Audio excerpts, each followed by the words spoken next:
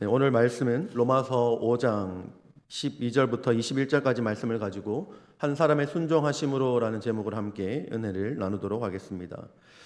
오늘 본문 말씀은 사도 바울이 로마서 앞부분에서 전해온 이 복음의 진리를 한 단계 더 깊이 들어가서 아담과 그리고 예수 그리스도를 비교하는 굉장히 중요한 본문의 말씀입니다.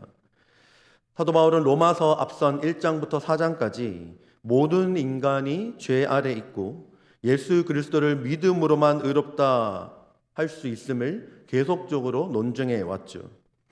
그리고 오늘 본문 말씀 바로 앞부분인 로마서 5장 1절부터 11절까지에서는 우리가 믿음으로 의롭다 하심을 받아 하나님과 화평을 누리고 있다라는 이 복음의 놀라운 결과를 사도 바울은 말해 주었습니다. 그런 다음 12절 오늘 본문 말씀에서 사도 바울은 그러므로라는 단어로 이 단락을 시작합니다. 이는 앞에서 말한 모든 것이 사실이라는 기반하에서 이제 다음에 나오는 말들도 참이다라는 연결고리의 접속사 역할을 하고 있죠. 이제 바울은 한 걸음 물러서서 큰 그림을 우리에게 보여주려고 합니다.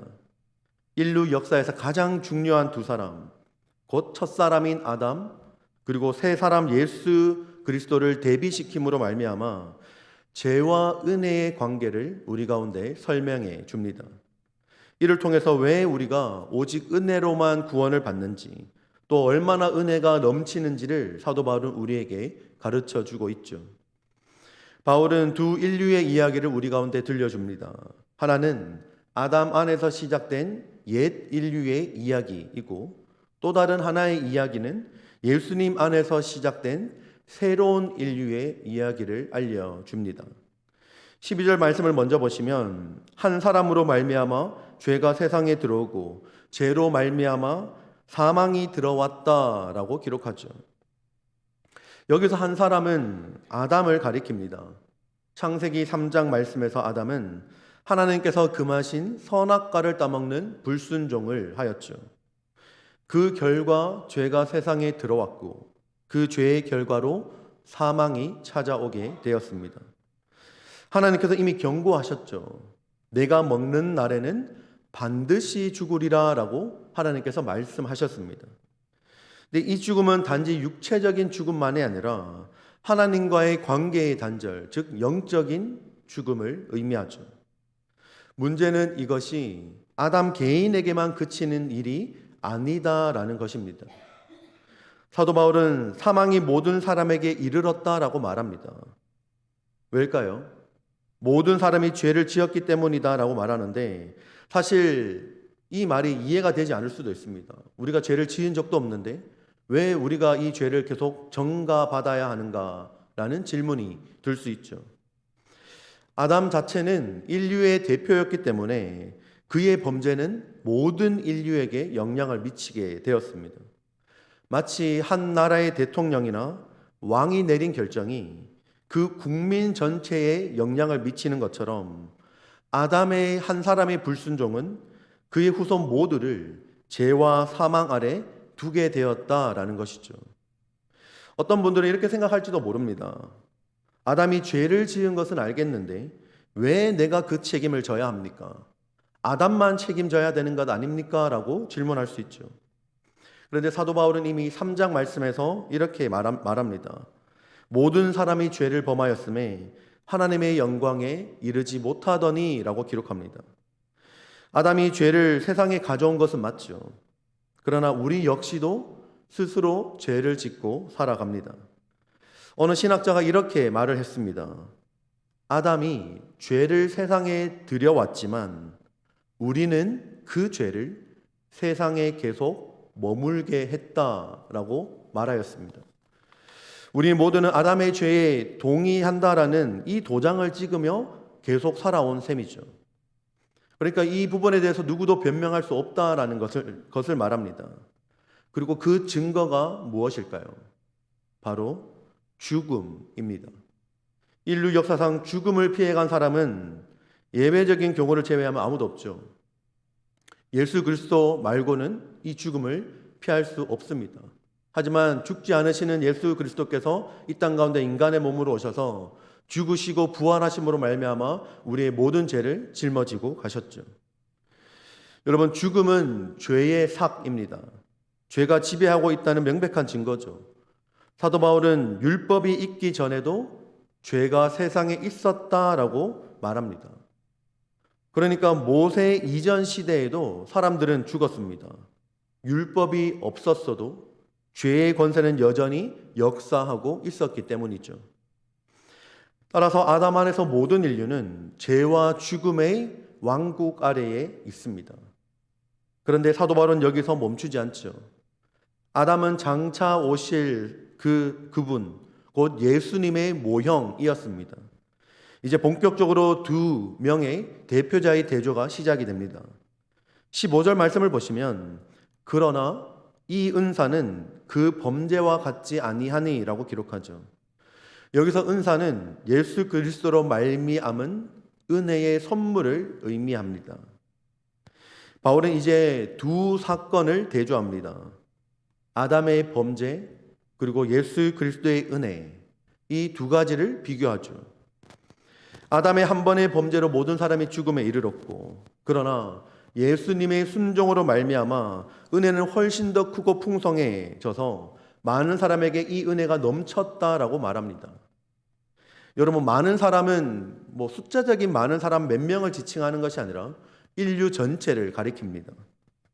아담의 죄가 모든 인류를 죽음으로 몰아넣은 것처럼 예수 그리스도의 은혜는 모든 인류를 구원하시기에 충분하다라는 것이죠. 여러분, 이 은혜는 믿음으로 받는 자들에게 그 효력을 발휘하게 됩니다. 이미 이 은혜는 모든 인류에게 주어졌죠. 하지만 이 효력이 발휘하게 되려면, 개인적으로 그 효력이 발휘하게 되려면 믿음으로 이것을 받아들여야 한다라는 것입니다. 그런데 분명한 것은 죄의 영향력보다 은혜의 능력이 훨씬 더 크다는 사실입니다. 여러분, 16절 말씀을 보시면 이 두 가지의 대조를 계속적으로 반복합니다. 아담의 범죄는 정죄를 가져왔습니다. 그러나 예수님의 은혜는 많은 죄를 덮고도 남아서 우리를 의롭다 하심에 이르게 합니다. 한 사람의 범죄와 많은 사람의 죄를 덮는 은혜, 그리고 정죄, 의롭다 하심, 이 두 가지가 계속적으로 비교되고 있는 것이죠. 사실 이것은 이와 같은 내용입니다. 보통 미국에서 집을 보시면, 저도 미국에 와서 좀 놀랐던 게, 한국은 보통 철근 콘크리트 구조로 집을 짓죠. 혹은 벽돌 집을 짓습니다. 그런데 미국은 2층 집에 이제 살다 보시면 이제 2층에 올라가게 되면 삐그덕 소리가 나는 집들이 있죠. 물론 그것도 공사를 잘하게 된다면 소리가 안 나겠지만, 그 소리가 나는 이유가 바로 미국의 대부분의 집이 나무로 지었기 때문이죠. 그런데 갑자기 지진이 일어나서 혹은 조그만 충격에 이 나무 집이 무너져 버렸다라고 생각해 봅시다. 그러면 결국 그 집을 다시 지어야 합니다. 이제 집주인이 와서 집을 이제 이 조그만 충격에 나무가 충격을 받아서 무너졌으니 나무로 짓지 말고 지진이 와도 이 충격에 강한 재료를 가지고 만들어 봅시다라고 생각해서 이 집주인이 이제 철근 콘크리트 구조로 집을 만든다라고 생각해 봅시다. 자, 결과적으로 이전보다 더 안전하고 튼튼한 집으로 바뀌게 되었죠. 마치 이와 같다라는 것입니다. 이 모습이 마치 하나님께서 예수님 안에서 우리를 새롭게 빚으시는 모습과 같다라는 것입니다. 아담의 죄로 무너진 인류를 하나님께서는 단순하게 원래의 상태로만 돌려놓지 않으셨다라는 것이죠. 오히려 이전보다 더 영광스럽고 더 견고한 새로운 피조물로 만드셨다라는 것입니다. 은혜가 더욱 넘쳤다라는 말씀이 바로 이것입니다. 17절 말씀을 보시면 이 계속 두 가지의 대조를 왕노릇이라는 표현으로 정리를 합니다. 아담의 죄 이후로 사망이 왕처럼 지배했습니다. 그런데 이제 은혜와 의의 선물을 받은 자들은 예수 그리스도로 말미암아 생명 안에서 왕 노릇합니다. 성도는 단지 구원받은 존재가 아니라 장차 왕권을 누릴 존재다라는 것입니다. 그러니 지금 이미 우리도 죄의 지배를 벗어나서 은혜의 통치 아래 살아가고 있다라는 것이죠. 이제 18절과 19절 말씀에서 사도 바울은 앞서 말한 내용을 다시 한번 반복해서 요약합니다. 18절, 19절 말씀을 보시면 두 구절이 거의 평행을 이루다시피 거의 동일하게 갑니다. 18절 말씀을 보시면 이렇게 기록합니다. 그런즉 한 범죄로 많은 사람이 정죄에 이른 것 같이 한 의로운 행위로 말미암아 많은 사람이 의롭다 하심을 받아 생명에 이르렀느니라 라고 기록하죠. 근데 19절 말씀을 보시면 19절 말씀도 굉장히 비슷합니다. 한 사람이 순종하지 아니함으로 많은 사람이 죄인 된 것 같이 한 사람이 순종하심으로 많은 사람이 의인이 되리라 라고 기록하죠. 아담이 지은 이 한 범죄 그리고 한 사람의 불순종이 많은 사람들을 범죄에 이르게 만들고 죄인으로 만들고 정죄에 이르게 했습니다. 반면에 예수님의 한 의로운 행동, 한 분의 완전한 순종이 많은 사람들을 의롭다함을 얻게 하고 생명을 누리게 했다라는 것이죠. 여기서 한 의로운 행위 그리고 한 사람의 순종은 가리키는 바가 같습니다. 곧 예수 그리스도의 십자가 죽음을 가리키죠. 예수님께서 우리를 대신하여 죽기까지 순종하신 그 단번에 한 번의 의로운 사건이 인류를 죄와 사망에서 건져내는 전환점, 터닝 포인트가 되었다라는 것입니다. 생각해보면 참으로 극적인 대조를 계속적으로 보여주죠. 에덴 동산에서 아담은 하나님께 불순종해서 손을 뻗어서는 안 되는 그 열매를 따먹었습니다. 내 뜻대로 하겠습니다라는 마음으로 결국 하나님께 등을 돌려 버린 것이죠. 그런데 겟세마네 동산에서 예수님은 땀방울이 피가 되도록 기도하시면서 내 뜻대로 마시고 하나님 아버지의 뜻대로 하옵소서라고 기도하였습니다. 그리고 순종하였죠. 아담은 자신의 욕망을 따라 불순종했지만 예수님은 자기 목숨을 내놓기까지 순종하셨습니다. 이것은 결국 죽기까지 복종하시고 순종하심을 우리 가운데 알려주는 것이죠. 아담의 그 한 번의 불순종이 얼마나 큰 비극을 가져왔는지 우리 모두가 지금도 겪고 있습니다. 그러나 예수님의 그 한 번의 순종이 가져온 축복은 그 비극을 완전히 뒤엎고도 남았다라고 사도 바울은 말합니다. 여기서 우리는 대표자의 원리를 다시 한번 확인하게 됩니다. 아담과 예수님은 각각 인류의 대표자로서 서로 서 있습니다. 그런데 하나님께서 왜 이런 방식을 택하셨을까요? 그냥 한 명 한 명 개인이 행한 그 행위대로 책망하시고 벌하시고 심판하시면 좋을 텐데 왜 굳이 대표자를 세우셔서 이렇게 우리를 사망에 이르게 하고 결국 예수 그리스도를 다시 보내셔서 그의 독생자 아들까지 죽게 만들었을까요? 사실 아담 때문에 우리가 원죄를 물려받고 사망에 이르게 되는 것은 우리 입장에서 보면 아니 내가 선악과를 따먹은 것도 아닌데 왜 내가 죽어야 되지? 라는 생각을 할 수 있습니다. 뭐 어떻게 보면 내가 하지 않은 행동으로 인한 책임을 왜 내가 져야 하지? 굉장히 억울한 일이죠. 그런데 반대로 생각해 보신다라고 한다면 하나님께서 똑같은 대표자 원리를 적용하셔서 예수 그리스도 한 분의 의로움으로 우리를 의롭다 여겨주신다 하는 것은 또한 얼마나 감사한 일입니까? 우리의 구원이 우리 각자가 죄짓지 않고 완전하게 사는 데 달려 있었다라고 한다면 아무도 우리 가운데 구원을 얻을 사람이 없을 것입니다. 100% 장담합니다. 하지만 하나님께서는 은혜로 새로운 대표자를 우리 가운데 주셨습니다. 둘째 아담 대신 예수 그리스도를 통해서 우리를 구원해 주신 것이죠. 예수님께서 우리의 머리가 되셔서 그분 안에 있는 모든 사람에게 의인의 신분을 부여해 주셨습니다. 19절 후반부에 의인이 되리라라는 이 표현은 법정적인 선언을 뜻합니다. 곧 예수님 한 분의 순종으로 말미암아 하나님이 우리를 의롭다라고 임명하시고 선언해 주셨다라는 것이죠. 여러분, 법정에서 무죄 판결, 어떤 여러 가지 혐의를 받고 잘못해서 법정에서 재판을 받는다라고 했을 때 판사가 판사봉을 두드리면서 탕탕탕 치면서 당신은 무죄라고 선언하는 이 판결을 받은 것과 같다라는 것이죠. 아니, 사실 이 판정보다, 무죄 판정보다 더 적극적으로 의로운 사람이라는 것을 인정해 주셨다라는 것을 성경 말씀은 말합니다. 이것이 믿음으로 말미암는 칭의의 의롭다 하심을 받는 은혜라는 것이죠. 여러분, 우리는 이 진리를 믿음으로 받아들이기만 하면 됩니다.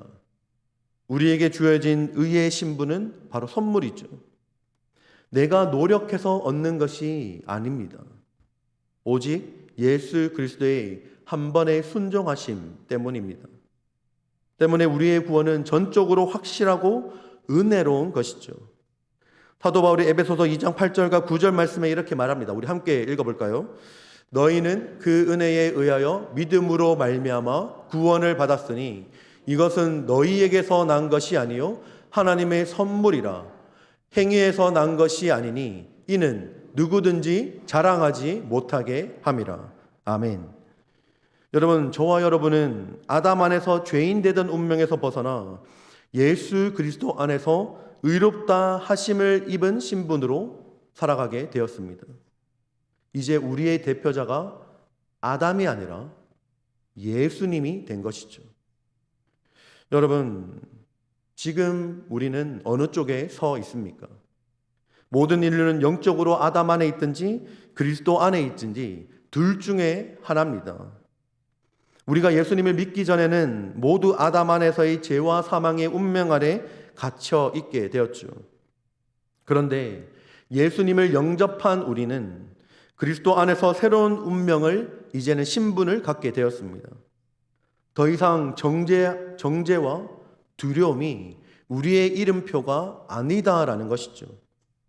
우리의 이마에는 이제 의롭다 여김을 받은 하나님의 자녀다라는 이름표가 있습니다. 여러분, 마지막으로 사도 바울은 이 율법과 은혜의 관계를 설명합니다. 20절 말씀에 율법이 들어온 것은 범죄를 더하게 하려 함이다 라고 말하죠. 여러분, 율법은 죄를 없애는 약이 아니라 죄를 드러내는 거울입니다. 율법이 없을 때 죄는 존재했죠. 하지만 율법이 주어지자 죄가 얼마나 심각한지 분명히 드러나게 되었습니다.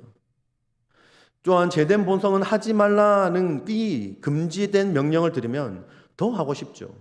아이들이 막 이것저것도 만지지 말라, 저거 하지 말라, 저거 가져가지 마라라고 하면 왠지 더 끌립니다. 하지만 이 본성이 아이들에게만 있는 것이 아니라 우리 어른들에게도 동일하게 있습니다. 그래서 사도 바울은 율법이 죄를 억제하기보다는 오히려 죄를 더 드러냈다라고 말합니다. 그런데 바로 그 자리에서 복음은 빛이 나게 됩니다. 죄가 더한 곳에 은혜가 넘쳤나니, 인류의 죄가 아무리 깊어도 하나님의 은혜는 그보다 더 크고 깊습니다. 죄의 산이 아무리 높아도 은혜의 하늘은 더 높다라는 것이죠.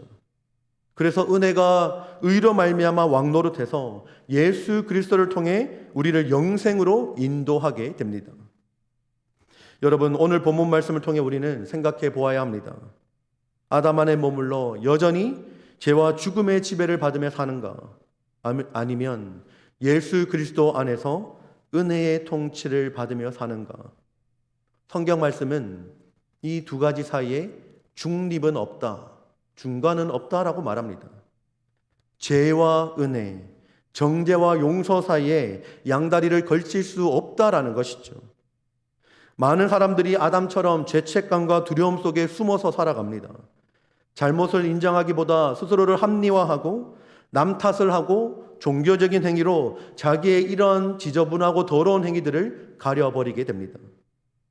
그러나 무화과 나무 잎으로는 부끄러움을 가릴 수가 없습니다. 우리 힘으로는 죄와 수치를 해결할 수 없다라는 것이죠. 하나님께서 마련하신 길은 오직 하나, 예수 그리스도의 십자가와 부활뿐입니다. 그분은 우리의 죄값을 대신 치르셨고 우리를 새로운 생명으로 초대하십니다. 그러니 이제 숨어있지 말고 주님의 부르심 앞에 우리가 담대히 앞에 나아가기를 원합니다. 마음 깊게 무겁게 눌려왔던 그 모든 죄책감과 절망을 주님께 내려놓으시길 바랍니다. 그 순간 주님은 우리에게 은혜의 옷을 입히시고 더 이상 정죄가 아닌 의롭다 하심을 선포하실 것입니다. 여러분, 우리는 이미 은혜 앞에 우리가 달려가고 있는 줄 믿습니다. 우리가 해야 할 것은 그 은혜를 받아들이는 것이죠. 은혜가 우리의 마음에 앉도록 우리의 왕자에 모셔드리도록 죄책이 아니라 용서, 두려움이 아니라 소망 속에 살아가야 하는 것입니다. 세상은 여전히 우리를 정죄하려 하지만 하나님이 이렇게 말씀하십니다. 죄가 더한 곳에 은혜가 더욱 넘쳤다라고 말합니다. 우리가 이제 그 은혜 안에 자유를 누리시길 바랍니다. 죄사함의 기쁨과 영생의 소망과 그리고 하나님과 동행하는 그 담대함을 누리며 살아가시기를 축복합니다. 그래서 오늘도 은혜의 왕국에 속한 하나님의 자녀답게 우리의 삶의 걸음을 걸어가는 우리 모두가 되기를 주님의 이름으로 축복합니다. 오늘 우리에게 주신 말씀을 생각하며 함께 시간 기도하며 나아가기를 원합니다.